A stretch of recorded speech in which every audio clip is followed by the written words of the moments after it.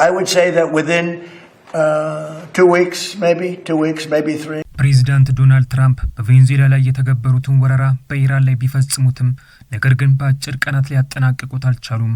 ፕሬዚዳንት ኒኮላስ ማዱሮን ከስልጣን በማንሳት ዳልሲ ሮድሪጌዝን በስልጣን ላይ ያስቀምጠው የትራምፕ አስተዳደር አያቶላ ሀሚኒን ቢገድልም መሐመድ ረዛ ፓህላቪን ስልጣን ላይ ማስቀመጥ አልቻለም። በኢራን ላይ የምድር ጥቃቶችን ለመፈጸም በዝግጅት ላይ እንደሆነ የተለያዩ ዘገባዎች ሲወጡበት የነበረው የአሜሪካ ጦር በቀጣዮቹ 2 ሳምንታት ውስጥ ከኢራን ምድር ለቆ እንደሚወጣ በፕሬዚዳንት ዶናልድ ትራምፕ አማካኝነት ተገልጿል። በትናንትናው ዕለት በኦቫል ኦፊስ ውስጥ ከጋዜጠኞች ለቀረበላቸው ጥያቄ መልስ ሲሰጡ የነበሩት ትራምፕ ሀገራቸው አሜሪካ በኢራን ውስጥ የምትፈጽመውን ወታደራዊ ጥቃት በ2 ወይም በ3 ሳምንታት ውስጥ ልታቆም እንደምትችል ተናግረዋል።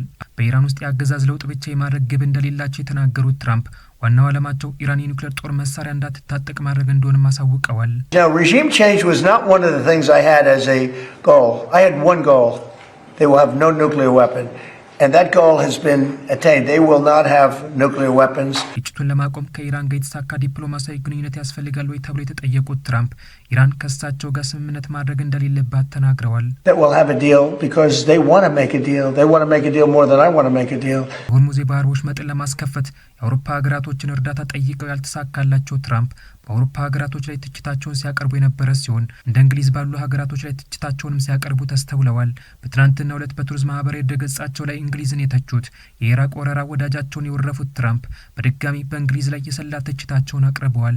በሆርሙዝ የባህር ወሽመጥ ምክንያት የጦር ጀት ነዳጅ ማግኘት የማይችሉ ሀገሮች ውስጥ የኢራንን ጭንቅላት በመቁረጥ ለመሳተፍ ፈቃደኛ እንዳልነበረችው ዩናይትድ ኪንግደም አሉ በማለት በእንግሊዝ ላይ የሚሰነዝሩትን ትችት የጀመሩት ትራምፕ ለእርሱ አንድ ሀሳብ አለኝ፣ ከአሜሪካ ነዳጅ ይግዙ፣ እኛ ጋር ብዙ አለ፣ ካልሆነ ግን ወደ ሆርሙዝ ወሽመጥ በመሄድ ከዛ ይግዙ በማለት በወዳጃቸው እንግሊዝ ላይ አሽሟጠዋል።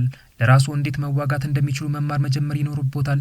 አሜሪካ ከእንግዲህ እርሶን ለመርዳት እዚያ አትሆንም፣ ልክ ለኛ እዚያ እንዳልነበሩ በማለት ለእንግሊዙ ጠቅላይ ሚኒስትር ኬር ስታርመር መልእክታቸውን ያስተላለፉት ትራምፕ ሀገራቸው አሜሪካ ለእንግሊዝ ከዚህ በኋላ ምንም አይነት ወታደራዊ እርዳታ እንደማታደርግ የሚያመላክት መልእክት አስተላልፈዋል። ከዚህ ቀደም የአሜሪካ ጦር በካሪቢያን ደሴት አቅራቢያ በሚፈጽመው ጥቃት ቅር የተሰኘው የእንግሊዝ መንግስት በደሴቱ ላይ ከአሜሪካ ጋር የሚደረገው ማንኛውም ወታደራዊ መረጃ ልውውጥ እንዳቋረጠ በመግለጽ ከትራምፕ አስተዳደር ጋር የተቀያየመ ሲሆን የኢራን ጦርነት የሀገራቱን ወዳጅነት የሚፈትን አድርጎታል።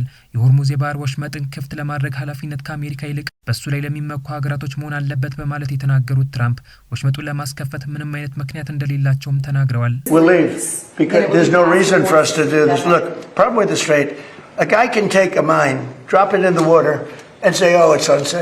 በኢራን ላይ ሀገራቸው አሜሪካ ጥቃት በመፈጸሟ ምክንያት የነዳጅ ዋጋ እንዲወደድ ያደረጉት ትራምፕ ከ2002 በኋላ በዩናይትድ ስቴትስ ውስጥ በአንድ ጋሎን በአማካኝ $4 በላይ መሆኑ ፕሬዚዳንቱን ትልቅ ውጥረት ውስጥ እንዲገቡ አድርጓቸዋል።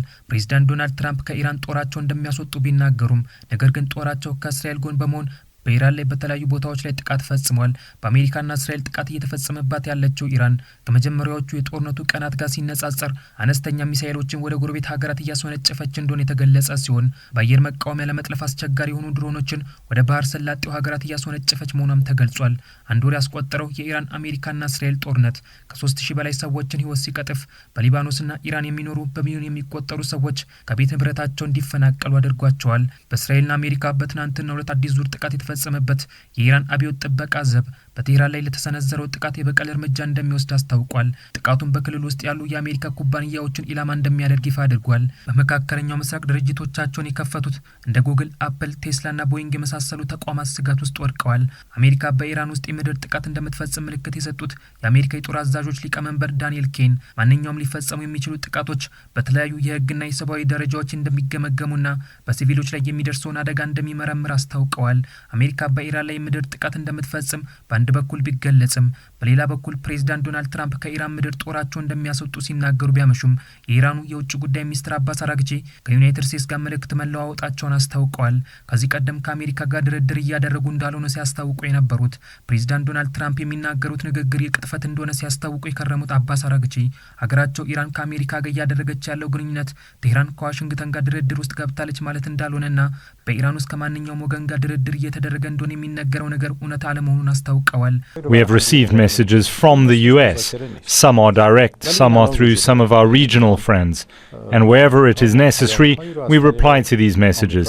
However, no negotiation has taken place, and the reports about that are not accurate. ሁሉም መልእክቶች የሚተላለፉት በውጭ ጉዳይ ሚኒስቴር በኩል መሆኑን ያስታወቁት አባስ አራግቺ በደህንነት ኤጀንሲዎቹ መካከል ግንኙነትም እንዳሉ ተናግረዋል።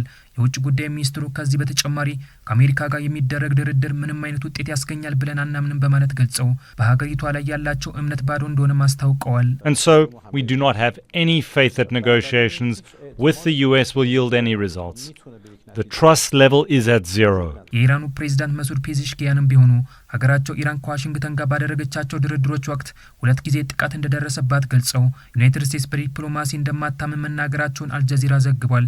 በትናንትናው ዕለት ከአውሮፓ ምክር ቤት ፕሬዝዳንት አንቶኒ ኮስታ ጋር በስልክ ውይይት ያደረጉት ፔዜሽኪያን ሀገራቸው ኢራን እየተካሄደ ያለውን ጦርነት ለማስቆም ፍላጎት ቢኖራትም ከዚህ በኋላ ለሚፈጸምባት ጥቃት እንደገና አስፈላጊ ዋስትናዎች እንደሚያስፈልጉ ተናግረዋል።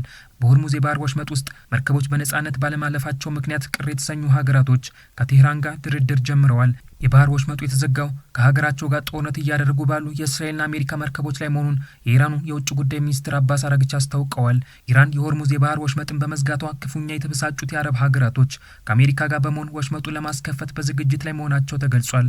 የአሜሪካው ፕሬዝዳንት ዶናልድ ትራምፕ የሆርሙዝ ወሽመጥን የማስከፈት ግዴታ እንደሌለባቸውና ሀገራቶች ከአሜሪካ ነዳጆች እንዲገዙ መልእክት ካስተላለፉ ከጥቂት ሰዓታት በኋላ የተባበሩት አረብ ኤምሬቱን ዩናይትድ ስቴትስና ሌሎች አጋሮቿ የሆርሙዝ የባህር ወሽመጥ እንደገና ለማስከፈት ወታደራዊ ኃይል እንዲጠቀሙ ለመርዳት ዝግጁ መሆኗን ዋል ስትሪት ጆርናል ዘግቧል። የተባበሩት አረብ ኤምሬትስ የተባበሩት መንግስታት የጸጥታው ምክር ቤት እንዲፈቅድ እየወተወተች መሆኑም ተገልጿል። የኢራንን ነዳጅ እንደሚቆጣጠሩ ሲገልጹ የነበሩት በኢራን ምድር ውስጥም ወታደራዊ እርምጃ እንደሚወስዱ ሲያስታውቁ የነበሩት ትራምፕ ዛሬ ላይ ከኢራን ምድር ለቀው እንደሚወጡ እያስታወቁ ሲሆን ነዳጅን መታችሁ ግዙኝ እያሉ ይገኛል።